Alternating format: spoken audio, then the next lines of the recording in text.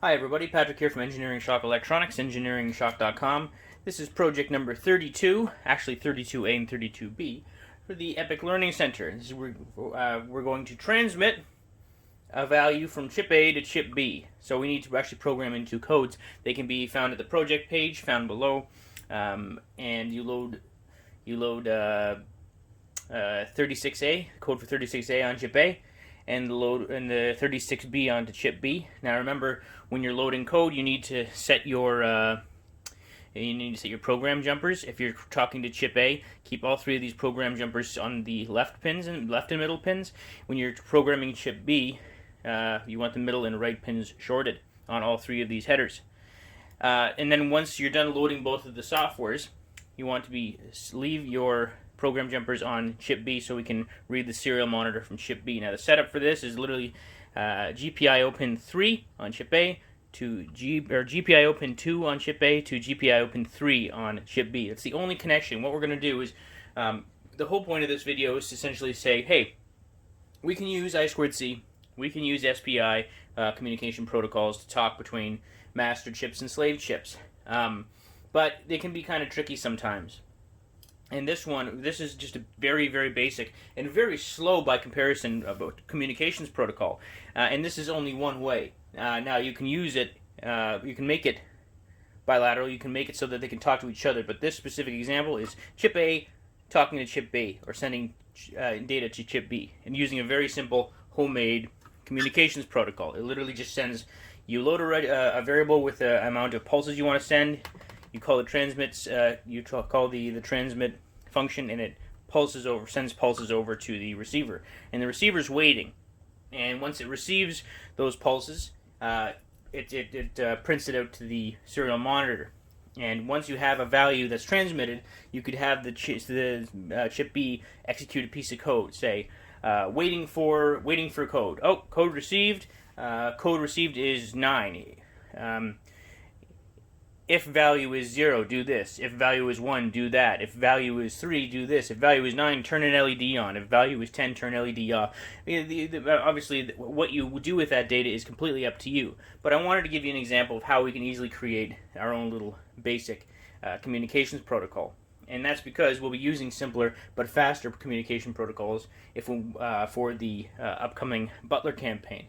And the Butler is the follow-up to the Epoch. It's different, but it's super cool. Super cool. I hope you guys really enjoy it when it comes out. But yeah, so the Butler has an opportunity, has some external I/O that can talk to external circuits like the Epoch. So if you wanted to send or receive data from the Epoch to the Butler, you can now. But yeah, this is just one example, and there are plenty of challenges in program 32B. So if you check out the code for 32B, there's lots of fun challenges at the bottom. A great notes section. I hope you enjoy it. So now what I'm going to do is I'm going to open up my serial monitor on chip B and show you what's happening. As you can see, I just opened my serial monitor on chip B, and these are the received values. Now you might be asking, why is it only sending 9? Because the transmitter code is very simple.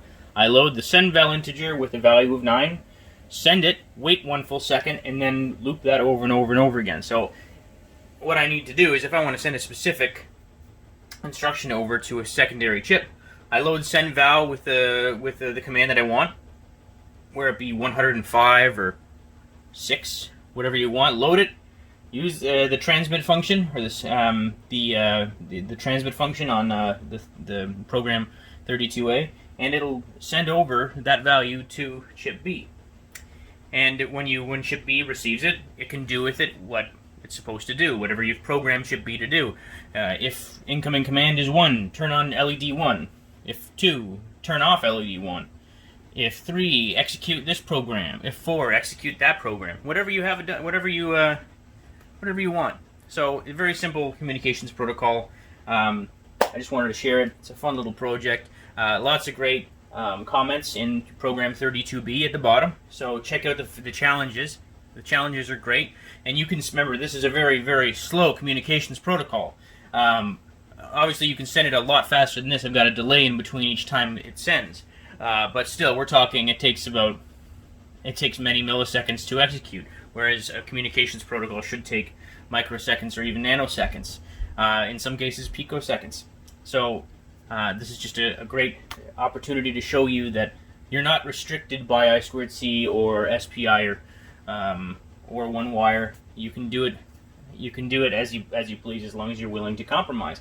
This is one I wrote for the BobbyBot. The BobbyBot used a very similar protocol.